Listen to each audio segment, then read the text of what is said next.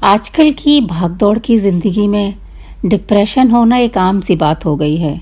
जिसे देखो वही इससे जूझ रहा है। हाल ही में सुशांत सिंह राजपूत ने इसके चलते सुसाइड क्या कर ली। बस हर कोई इससे डरा हुआ है। पर एक साहित्यकार और कहानीकार होने के नाते मेरा नज़रिया थोड़ा सा अलग है। मुझे लगता है कि यह कोई बीमारी ना होकर सिर्फ एकाकीपन और आपके जीवन में प्यार की कमी का होना है।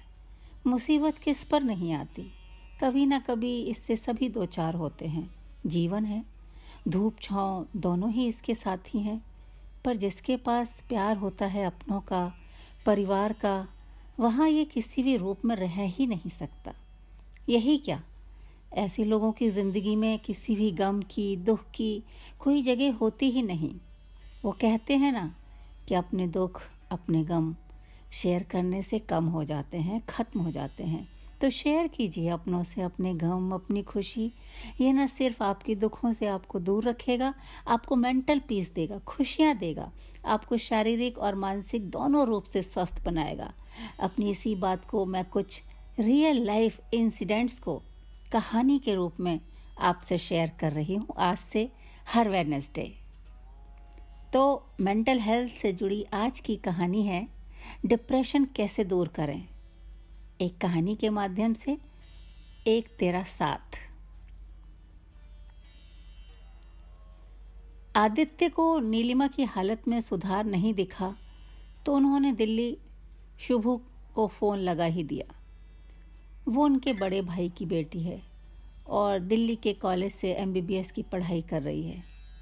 उन्होंने सोचा कि वो बड़े बड़े डॉक्टर्स के बीच रहती है, शायद उसके पास हो अपनी चाची का कोई इलाज। यूँ तो वो जानते हैं कि नीलिमा की बीमारी का इलाज खुद नीलिमा के पास है और किसी के पास नहीं, खुद उनके पास भी नहीं। जब तक वो नहीं चाहेगी अपने मन से सही होना, तब तक वो उसकी क्या मदद कर सकते हैं।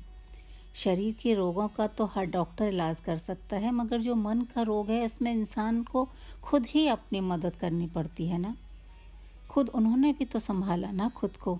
उन्हें क्या प्यार नहीं था अपने इकलौते बेटे से, अपने 20 साल के इकलौते जवान बेटे से, जो उनकी आंखों के सामने ही एक्सीडेंट में उनका साथ छोड़कर चला गया। फिर भी नियति का खेल मानकर सह गए वक्त के दिए इतने बड़े झटके। मगर नीलिमा तो जैसे तब से उनके साथ होकर भी उनके साथ नहीं है। उसकी हंसी, उसकी खुशी सब कार्तिक के साथ ही चला गया है। साल भर होने को आया उसे गए, मगर नीलिमा तब से उस दुख, बेटे के उस बिछोह के साथ ही जी रही है। उन तक से बातें नहीं करती, बस गुपचुप सी ज़रूरत भर का अपना काम निपटा कर बेड पर लेटी या तो आंखें मूंदे पड़ी रहती है या फिर एल्बम निकाल कर कार्तिक के फ़ोटो देखती रहती है। उसके फ़ोटो को देखते वक्त ही बस कुछ शब्द निकलते हैं उसके मुंह से, कितना सुंदर लग रहा है ना इसमें कार्तिक। फिर बस खुद को कसूरवार मानते हुए कहेगी, अरे मेरी वजह से ही चला गया ना वो हमें छोड़कर। कितना काम कराती थी मैं उससे बाज़ार का। उस दिन भी तो मेरे कहने से ही बाज़ार गया था सामान लेने, नहीं भेजती तो शायद, कहती और फिर आंखें आंसुओं से लबालब। उनका कुछ कहने का फ़ायदा भी नहीं होता था उस वक्त उस पर। सुनती ही नहीं थी कुछ, दूसरे कमरे में और चली जाती थी, फिर दरवाज़ा बिल्कुल बंद। कितना समझाते वो भी बार बार कि उसका जीवन इतना ही था और ऐसे एक्सीडेंट में ही जाना था उसे हमारा साथ छोड़कर, उसके लिए कोई दोषी नहीं है। कितनी बार सोचा कि नीलिमा को लेकर किसी थेरेपिस्ट के पास चले जाएं, क्या करें, शायद वो ही कुछ मदद कर दे। पर नीलिमा कहीं बाहर निकलने के नाम से ही कमरे में खुद को बंद कर लेती। वो करते तो क्या करते। जान पहचान के सब लोग कहने लगे थे कि इन्हें डिप्रेशन हो गया है, जवान लड़की की डेथ का डिप्रेशन हो गया है, इसे बाहर निकालो इनसे, नहीं तो धीरे धीरे ये स्थिति इन्हें पागल कर देगी। परेशान चिंतित आदित्य ने फिर शुभी से ही बात करने की सोच उसे फ़ोन लगाया था। शॉर्ट में नीलिमा की हालत उसे बताने के बाद भरे दिल से पूछा, तू ही कोई रास्ता दिखा बेटा, क्या करूं मैं तेरी चाची के लिए, अब इसके सिवा मेरा है भी कौन। शोभी को भी बहुत दुख था अपने इस छोटे भाई के ऐसे जाने का, मगर वो एक बहुत पॉजिटिव सोच की लड़की थी और साथ ही डॉक्टर भी, जहाँ ये सब घटनाएं होती ही रहती हैं। फिर भी उसने अपने चाचा से डॉक्टरी से हटकर एक बिल्कुल ही अलग बात पूछी। चाचा, ये बताइए कि आप सही में चाहते हैं कि चाची इस डिप्रेशन से, इस दुख से बाहर निकल आए? कैसी बात कर रही है शोभी? नहीं चाहता तो जो फ़ोन क्यों करता? ओके, तो ये बताइए कि आप दिन भर में उनसे कितनी देर बातें करते हैं? मैं कैसे और क्या बात करूं बेटा? वो तो किसी से बात ही नहीं करना चाहती, ज़रा कुछ कहो तो दूसरे कमरे में बंद होकर बैठ जाती है। क्या करूं फिर मैं इसमें? मेरा भी ऑफिस है, काम है, मैं भी उसकी तरह ऐसे ही हाथ पर हाथ रखे बैठा रहूँगा तो उससे ज़िंदगी तो नहीं चलेगी ना बेटा। बस चाचा, यही तो बात है ना। आपके लिए इस वक्त सबसे ज़्यादा ज़रूरी उनका ध्यान रखना है, उन्हें अपना समय देना है, उनसे बातें करना है। और चाचा, उनसे वही बातें कीजिए पहले जो वो करना चाहती हैं, सुनना चाहती हैं। मसलन कार्तिक की बातें करिए उनसे, उसके बचपन की, उसके साथ बिताए वक्त की, उसकी पढ़ाई की, जो भी जितनी भी देर उसकी बातें वो करना चाहें आप करिए। उन्हें रोना आए तो खुलकर रोने दीजिए। वो उसकी एल्बम देखकर खुश होती हैं तो आप भी उनके साथ देखिए। हर बात में आप उन्हें एहसास कराइए कि एक उनका साथ आपके लिए कितना ज़रूरी है। आपकी खुशी है उनके खुश होने में। उनके बिना आपकी ज़िंदगी ज़िंदगी नहीं। बातों बातों में उन्हें बाहर ले जाइए घुमाने, उनकी पुरानी मनपसंद जगह पर जाइए उनके संग। जो जो बातें उन्हें करना अच्छा लगता हो उनके साथ करिए, उनके लिए करिए। चाचा, इस समय जबकि वो इतने गहरे सदमे में है, ज़िंदगी से इतनी दूर है, एक आप ही हैं जो उनको वापस ज़िंदगी में ला सकते हैं। और हाँ, सब कुछ धैर्य और बिना इरिटेट हुए करिए। कोई योगा क्लासेस भी साथ साथ ज्वाइन कर सकते हैं आप दोनों। मेडिटेशन से भी इसमें बहुत फ़ायदा होता है चाचा, आप भी करिए उनके साथ। उनसे बातें करिए खूब, नहीं करें तब भी करिए, लगे रहिए, कोशिश करिए कि वो किसी भी समय बिल्कुल अकेली ना रहें घर पर। कुछ दिनों के लिए दादी या नानी को बुला लीजिए उनके साथ रहने को। दिमाग किसी के साथ थोड़ा डाइवर्ट रहेगा तो धीरे धीरे वो नॉर्मल होने लगेंगे, आई एम श्योर। तुम सही कह रही हो बेटा, काश कि मैं तुमसे पहले ही बातें कर लेता। मुझे तुम्हारी बात सुनकर लग रहा है कि मैंने पूरी कोशिश ही नहीं की उसे इतने बड़े दुख से बाहर निकालने की। मैं सोचता था कि मैंने भी तो खुद को संभाला है, ये भी खुद को ही संभाल लेगी, मगर मुझे उसकी मदद करनी चाहिए थी, उसका साथ देना चाहिए था, उसका सहारा बनना चाहिए था, उसके दुख में उसका साथ निभाना था। अब हमें ही तो एक दूसरे का साथ निभाना है ना।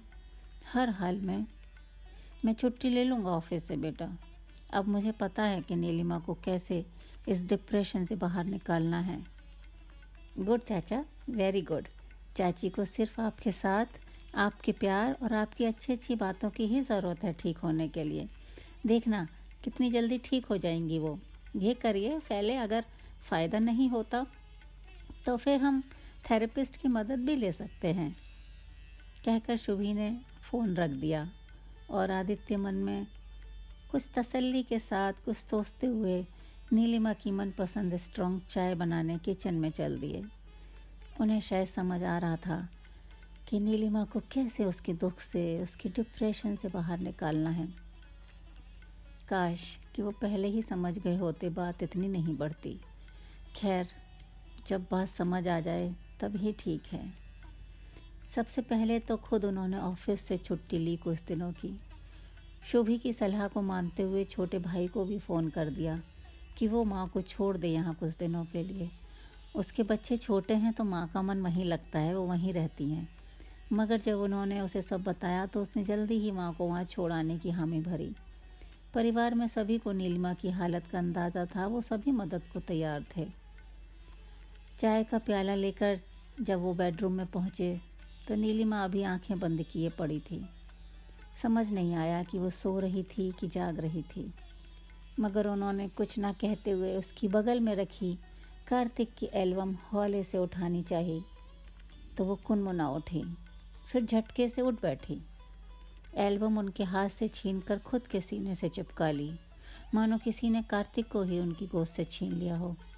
पिछला दिन होता तो वो कसमसा कर खींचते हुए चले गए होते बाहर, मगर आज उन्होंने धैर्य रखते हुए एल्बम चुपचाप छोड़ दी और उनके पास ही बैठते हुए धीमे से बहुत प्यार से बोले, मैं नहीं देख सकता क्या अपने बेटी की एल्बम? मैं भी तो उसे इतना याद करता हूँ। सुनकर नीलिमा ने एल्बम छोड़ तो दी, मगर ऐसे देखा उन्हें जैसे क्या अजूबी बात कह दी उन्होंने। सही ही तो था उसका रिएक्शन। वो भी तो अपना दर्द अंदर ही अंदर जब्त करते रहे।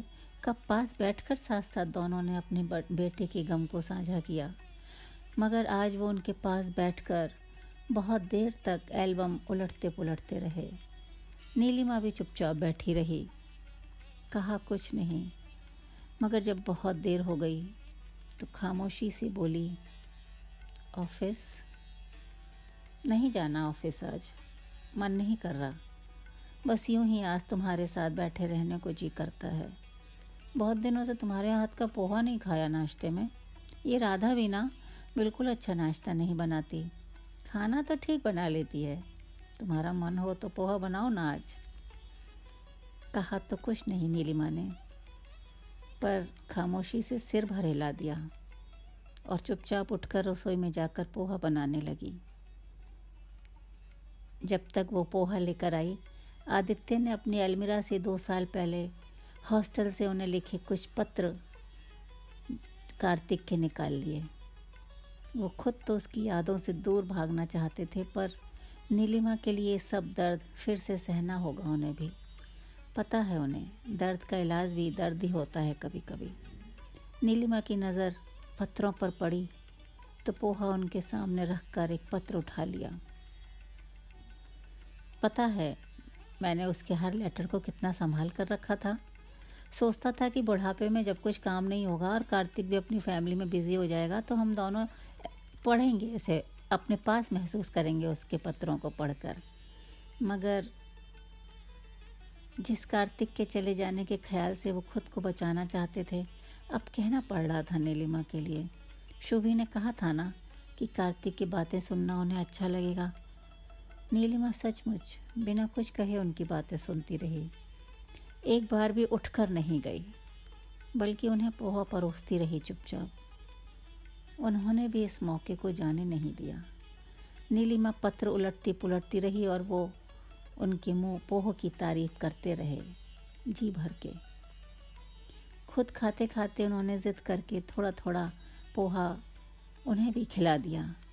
मन में कुछ हुआ, पर फिर बिना कुछ कहे नाश्ते की प्लेट उठा कर ले गई नीलिमा। आदित्य ने फिर एल्बम अपने सामने कर ली। कई दिन यही सब चलता रहा। अपने सारे वक्त को आदित्य नीलिमा के संग बैठने और बातचीत में ही निकालने लगे। ज़्यादातर बातें कार्तिक की ही करते। नीलिमा अभी अपनी तरफ से तो कुछ कहती नहीं थी, लेकिन बस उन्हें कहते हुए सुनती ज़रूर रहती थी। फ़र्क ये भी आ रहा था कि अब वो उनके लिए नाश्ता खुद ही बनाने लगी थी और सारे दिन बिस्तर पर भी नहीं बैठी और सोई रहती थी। यह बात फिर एक बार साबित हो रही थी कि किसी का ज़रा सा प्यार, साथ, स्नेह आपके बड़े से बड़े दुख को कम कर देता है। एक दिन तो आदित्य ने देखा कि नीलिमा ने गज़लों की सीडी भी खुद चेंज कर दी थी।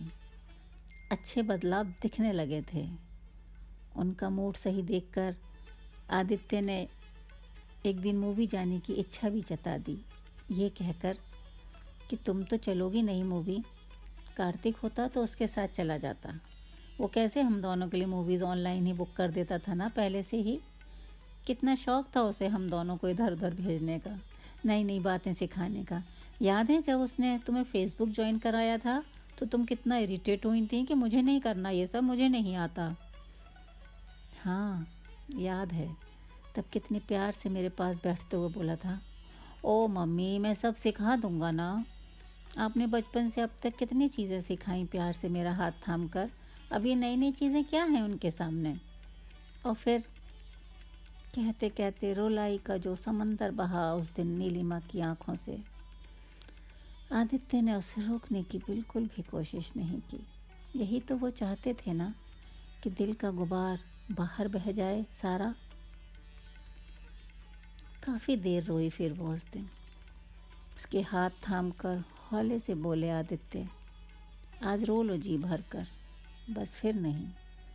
हम दोनों को ऐसे दुखी देखेगा हमारा बेटा तो उसे कितना दुख होगा ना। कितना खुश मिजाज था वो जहाँ भी होगा खुशियाँ बिखेर रहा होगा। काफ़ी देर तक दोनों यूं ही हाथों में हाथ थामे बैठे रहे।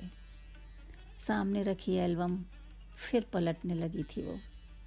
कार्तिक का एक हंसता हुआ फ़ोटो सामने आ गया तो उन्हें दिखाते हुए बोली, ऐसे ही खुश रहता था ना हरदम। सचमुच बहुत खुश मिजाज था हमारा कार्तिक।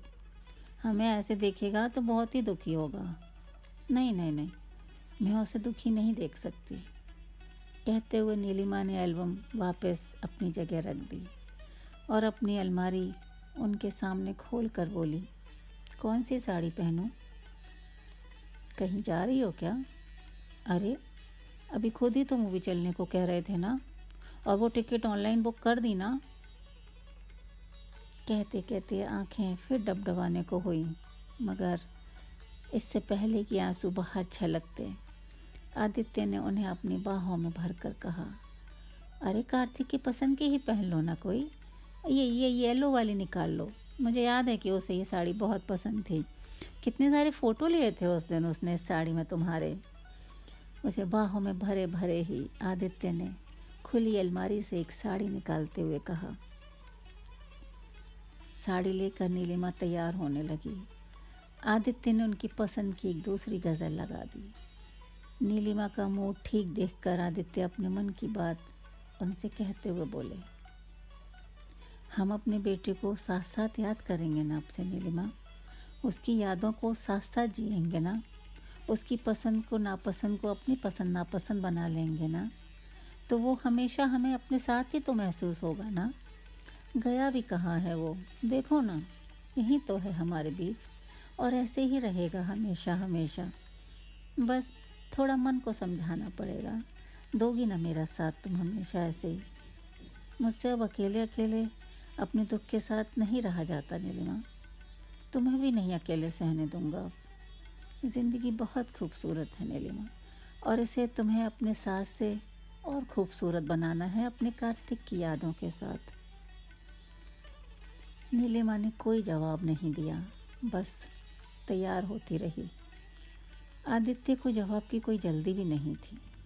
आज के लिए इतना चेंज काफ़ी था उनके लिए कि वो मूवी जाने को तैयार हो गई थी।